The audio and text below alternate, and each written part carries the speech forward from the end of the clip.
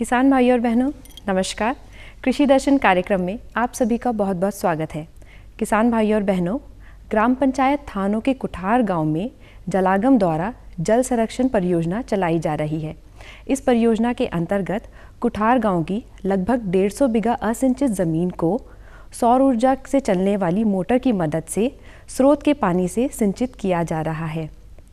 तो यह योजना हमारे किसानों के लिए किस प्रकार से वरदान सिद्ध हुई है, इन तमाम विषयों पर आइए देखते हैं एक रिपोर्ट। उत्तराखंड का राज्य के रूप में वर्ष 2000 में उदय हुआ। पहाड़ी और दुर्गम क्षेत्र की अपनी समस्याएं हैं, कुछ आधारभूत सुविधाओं को लेकर और कुछ जो प्रमुख हैं वो हैं पानी की। मंडराते बादल जब मेहरबान होते हैं तभी खेतों की प्यास बुझती है। यानी कृषि बिन पानी प्रमुख उद्यम होते हुए भी उतना लाभकारी नहीं है और इसीलिए बहुत बड़ी संख्या में लोग पलायन करते हैं। ऐसा ही एक गांव है ग्राम पंचायत धरकोट में स्थित ग्राम कुठार। ग्राम कुठार बीते कई वर्षों से पानी की समस्या से ग्रसित था। जलागम के कर्मियों के अनुसार 150 बीघा जमीन असिंचित पड़ी हुई थी। जलागम विभाग का इस ओर ध्यान गया और उन्होंने इस समस्या से निजात दिलाई। यहाँ पर जब हम लोगों द्वारा GPWDP प्लान बुक बनाई गई तो गांव वालों द्वारा बताया गया कि हमारी जो 150 बीघा ज़मीन है ये असिंचित है और अगर आप लोग यहाँ पानी पहुँचा दें तो हमें बाकी ग्राम्या का जो बजट लिफाफा है उससे और कुछ नहीं चाहिए।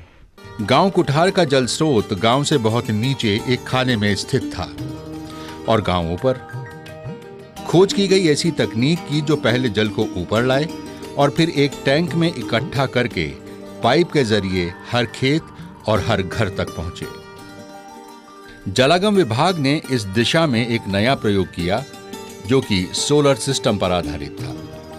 यानी जल के स्रोत से 2 HP की मोटर से पहले पानी को 82 फीट तक चढ़ाया जाता है एक टैंक में और फिर वहां से ट्यूबर पाइप के जरिए हर 10 मीटर पर छोड़ा जाता है खेत में। इस विशाल टैंक की क्षमता लगभग 26,000 लीटर पानी की है, जो कि गांव वालों के लिए और उनके खेतों के लिए पर्याप्त पड़ता है। सोलर सिस्टम का यह प्रयोग जो जलागम विभाग द्वारा किया गया वो काफी सस्ता और टिकाऊ है। पहली बात तो यह है कि यह बैटरी फ्री है। इसमें किसी भी बैटरी का उपयोग नहीं हुआ है। 300 वॉट की 6 सोलर प्लेटें लगी हुई हैं जो सीधे सूरज से ऊर्जा प्राप्त करती हैं और करंट पैदा करती हैं, जिससे वाटर पंप चलता है और फिर पानी लिफ्ट होता है लगभग 100 फीट नीचे के खाले से।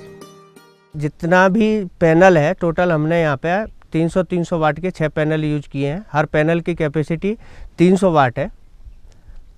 टोटल 1800 वाट हमने यूज किए। इससे हम 2 पॉइंट समथिंग HP का पंप ऑपरेट कर रहे हैं, जो पंप हमें 82 मीटर हाइट पे इंक्लूडिंग फ्रिक्शन लॉस पानी 20 to 26,000 लीटर दे रहा है। इस पंप में हमने व्यवस्था की है, जैसे अगर कभी टैंक एम्प्टी हो जाता है तो वो ऑटो कट ऑफ है।